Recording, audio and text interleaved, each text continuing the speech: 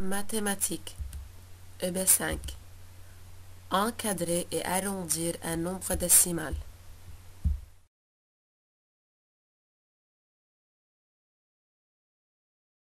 Comment encadrer un nombre décimal entre deux entiers?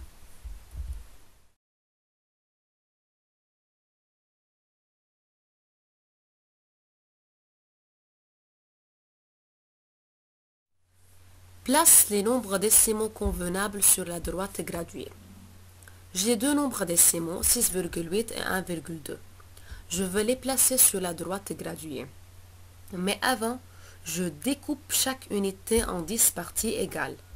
Donc de 0 jusqu'à 1, je découpe ça en 10 parties. De 1 jusqu'à 2, je découpe en 10 parties pour écrire le dixième. Alors, maintenant 6,8. La partie entière de 6,8 est 6. Donc 6,8 est compris entre 6 et 7.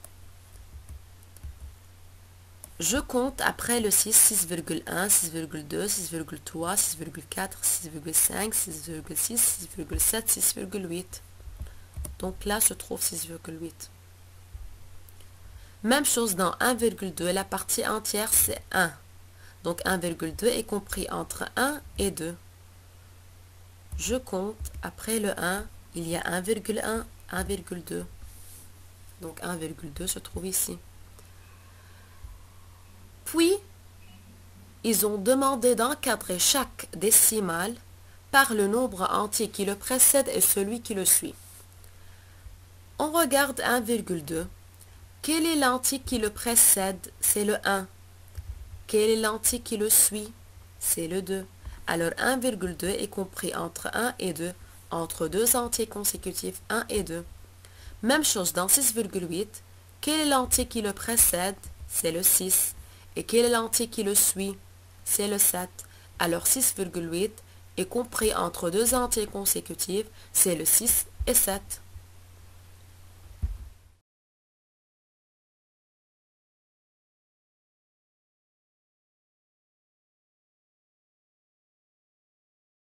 Pour encadrer un nombre décimal par le nombre entier qui le précède et celui qui le suit,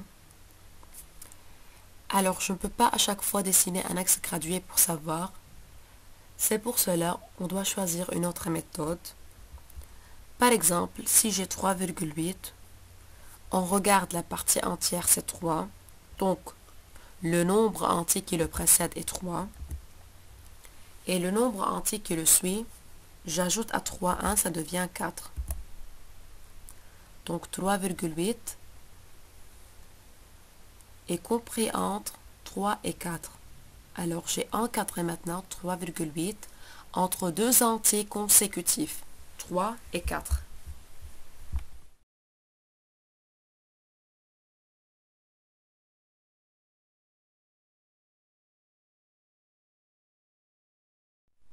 Prenons un autre exemple. 0,9. Je veux encadrer 0,9 entre deux entiers consécutifs. On regarde la partie entière, c'est 0. Donc le nombre entier qui le précède est 0. J'ajoute à 0 1, ça devient 1. Alors le nombre entier qui le suit, c'est le 1. 0,9 est compris entre deux entiers consécutifs, c'est 0 et 1.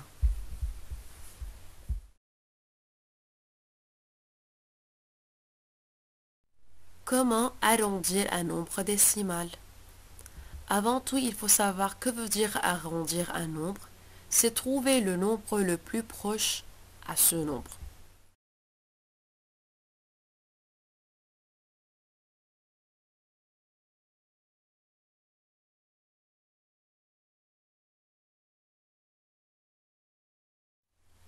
Par exemple, l'arrondi à l'unité de 1,2 est. Pour arrondir à l'unité 1,2, je dois placer avant tout 1,2 sur l'axe gradué. 1,2 est plus proche de 1 ou bien de 2? Alors c'est plus proche de 1. Donc l'arrondi à l'unité de 1,2 est 1. Maintenant l'arrondi à l'unité de 6,8 est. Je dois placer 6,8 sur l'axe gradué. 6,8 est plus proche de 6 ou bien de 7? C'est plus proche de 7. Donc l'arrondi à l'unité de 6,8 est 7.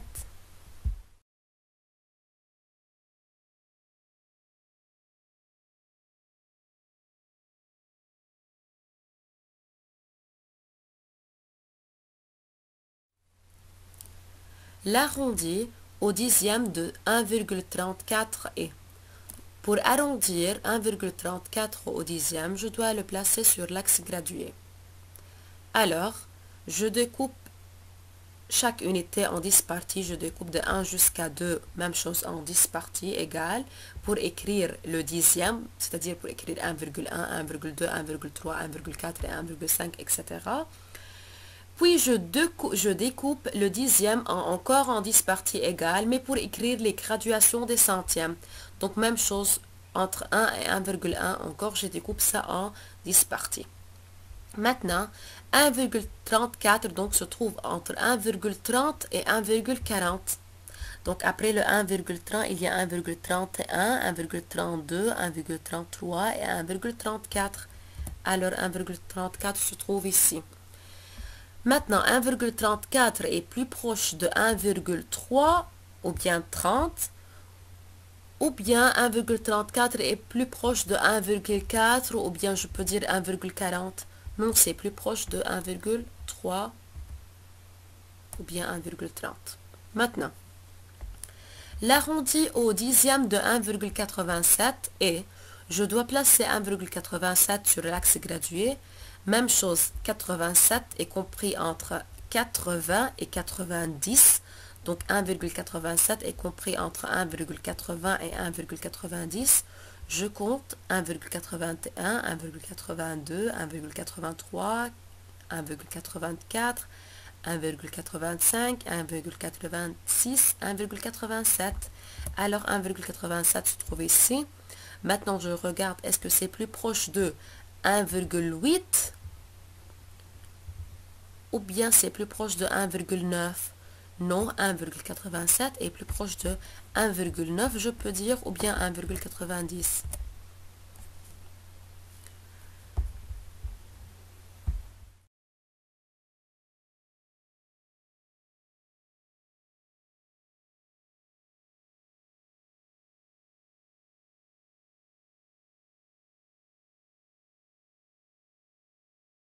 Pour arrondir un nombre décimal, je ne peux pas à chaque fois dessiner l'axe gradué. C'est pour cela que je suis obligé de choisir une autre méthode. Première étape, on coupe le nombre au rang indiqué. Deuxième étape, on observe le chiffre qui suit le nombre coupé. Si le chiffre qui le suit est 0, 1, 2, 3 ou 4, je garde le nombre coupé tel qu'il est. Mais si le chiffre qui le suit est 5, 6, 7, 8 ou 9, alors on augmente de 1 le dernier chiffre du nombre coupé. Vous allez voir comment dans les exemples.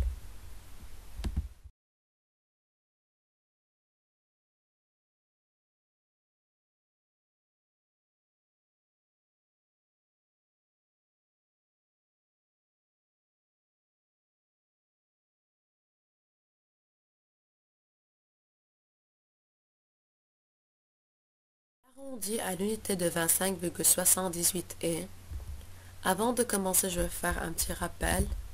Le nombre qui vient juste avant la virgule s'appelle entière, la partie entière, et qui vient après la virgule s'appelle la partie décimale. Dans la partie entière, on a l'unité dizaine, et dans la partie décimale, on a dixième et centième. Pour arrondir 25,78 à l'unité, on a dit première étape, on coupe le nombre au rang indiqué. Le rang indiqué ici, c'est l'unité. Donc, je prends l'unité avec tout ce qui vient avant l'unité, c'est le dizaine, c'est 25. Je regarde le chiffre qui suit l'unité, c'est le 7. Donc, on augmente de 1 le dernier chiffre du nombre coupé, qui est le 5. J'ajoute à 5, 1, ça devient 6. Alors, l'arrondi à l'unité de 25,78 est 26.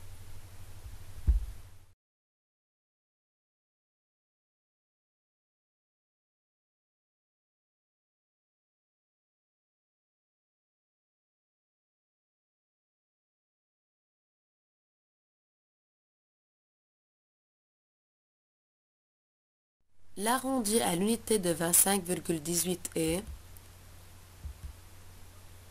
5 c'est l'unité, 2 c'est le dizaine, 1 c'est le dixième et 8 c'est le centième. Donc, première étape, on coupe le nombre au rang indiqué.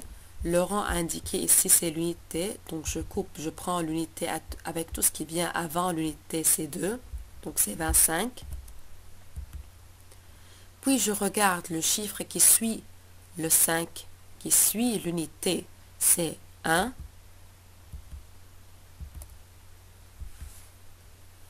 Donc, puisque c'est 1, alors je garde le nombre coupé tel qu'il est.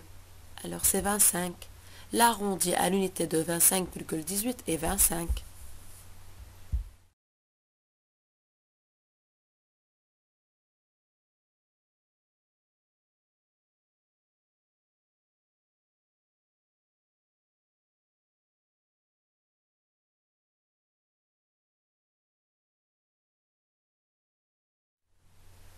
L'arrondi au dixième de 25,18 est même chose, j'écris 25,18.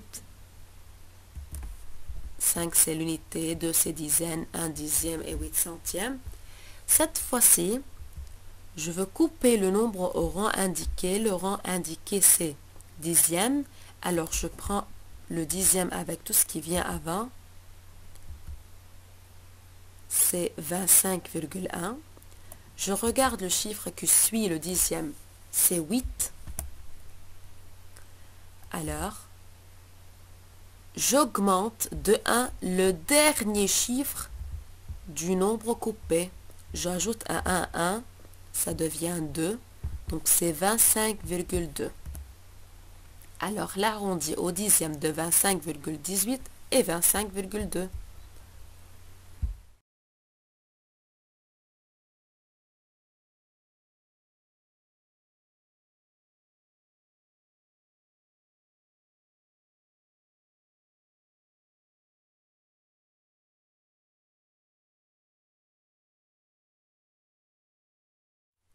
L'arrondi au dixième de 25,13.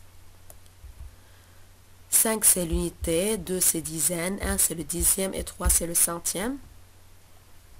Alors je coupe le nombre au rang indiqué, ils ont dit le dixième. Donc je prends le dixième avec tout ce qui vient avant, c'est 25,1. Je regarde le chiffre qui suit le dixième, c'est 3. Alors, je garde le nombre coupé tel qu'il est, c'est 25,1.